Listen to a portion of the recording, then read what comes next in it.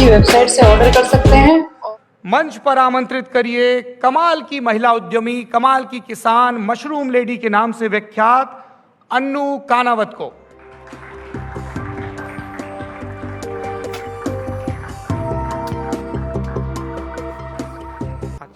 ये mushroom lady के नाम से मशहूर राजस्थान की महिला किसान अन्नू कानावत हैं, जो इंडिया टुडे कॉन्क्लेव के मंच पर पहुंची हैं।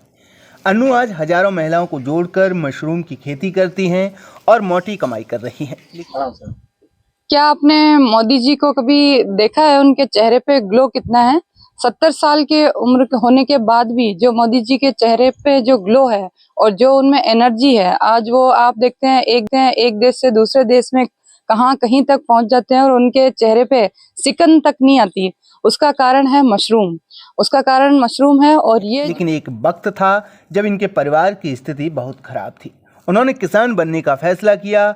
आज पूरे राजस्थान में अन्नू की चर्चा है। इंडिया टुडे कॉन्क्लेव में अन्नू ने अपने शुरुआती सफर के बारे में बताया है कि किन किन मुश्किलों का सामना करना पड़ा और कैसे पीएम मोदी की उनकी कहानी में एंट्री होती है और उनकी जिंदगी पूरी तरह बदल जाती है। सुनिए अन्नू कानावत ने क्या कहा।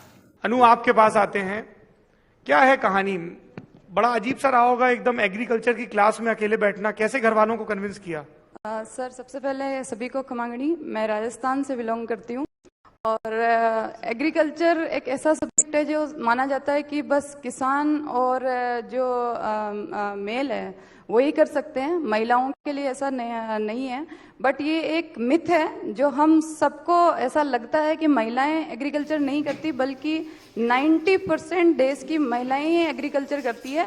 पुरुष तो सिर्फ सामने आके अवार्ड्स ले लेते हैं। आपने घर वालों को कैसे कन्विंस किया कि खेती की पढ़ाई करनी है? सर, जब मेरे माता श्री और हमारे वहाँ पर 200 बीघा जमीन थी मेरे घर पे, उसके बावजूद भी हमारी स्थिति बहुत खराब थी कि वो हमें पढ़ा नहीं सक रहे थे अच्छी स्कूल में। मेरी गवर्नमेंट स्कूल से स्टडी हुई थी और सबसे बड़ी बात थी कि बेटियां जब पैदा होती है तो उनके भी सपने होते हैं, बट वो उनको राजस्थान का ही नहीं, बहुत सारी जगह ऐसा हालात है कि बेटियों को पढ़ाते ही उनको एक ही मिशन होता है, शादी के बाद बच्चे, बच्चे के बाद परिवार, और वहीं बंदिश बन जाती है। तो मैंने पापा को सिर्फ एक चीज बोली कि आपकी जो 200 बीघा जमीन है, वैसे ही 10-10 बीघा, 20-20 बीघा जमीन जिन फार्मर्स के पास है वो किस तरीके से काम कर रहे हैं और उनकी खाने की स्थिति नहीं है। जब हमारी ये स्थिति हो सकती है तो उनकी क्यों नहीं? तो इस पर मैं रिसर्च करूंगी, मैं आगे जाके इसमें बहुत अच्छा काम करूंगी, मुझ पे भरोसा कीजिए। और मैं कभी आपकी राजस्थान की जो संस्कृति है और संस्कार है उनको कभी गलत साबित नहीं करूंगी और मेरी वजह से कभी राजस्थान पे कोई आंच नहीं आएगी। आप जहां कहेंगे मैं शादी करूंगी, बट मुझे टाइम चाहिए। जी, टाइम चाहिए। और उसी टाइम प्रधानमंत्री नरेंद्र मोदी आ गए आपकी कहानी में, ये कैसे हुआ? तब वो मुख्यमंत्री थे मेरे ख्याल से। जी सर।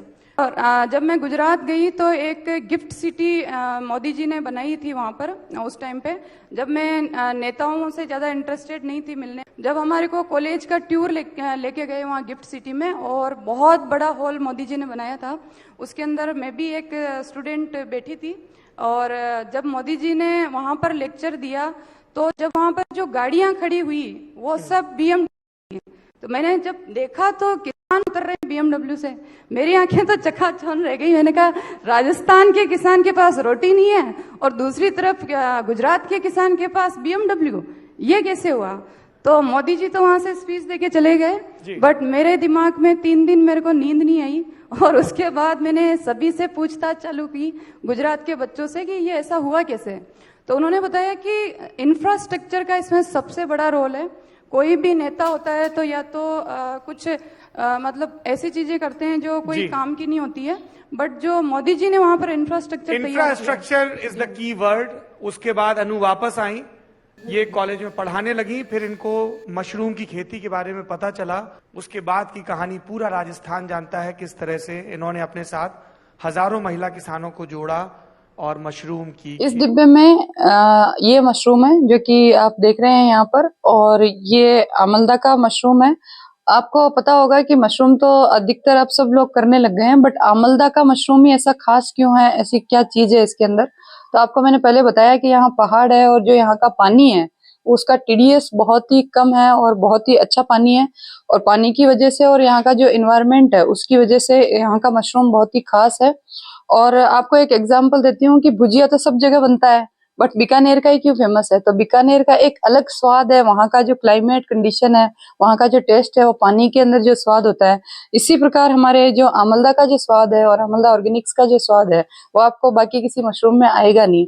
और इसका आपको इस प्रोडक्ट को ऑर्डर करने के लिए हमारी आमलदा ऑर्गेनिक की वेबसाइट है, उस पे जाएं और अगर आप वहां पर ऑर्डर ना कर पाए तो व्हाट्सएप पे मैसेज करें और आप ऑर्डर करें। और इसके जो रिव्यू है और कैसा लगता है इसके लिए आप कमेंट बॉक्स में जाके लिखें, तो मुझे इंतजार रहेगा कि आप इस प्रोडक्ट को खरीदेंगे और यूज करेंगे। और जो भी लगता है आपको वो हमें कमेंट करके बताएंगे, ताकि हम इस प्रोडक्ट में और भी कुछ नया इम्प्रूवमेंट अगर कर सकते हैं तो करेंगे, क्योंकि हम आपकी हेल्थ की और आपकी सेहत का ख्याल रखना चाहते हैं और अमलदा उसके लिए हमेशा रेडी रहेगा।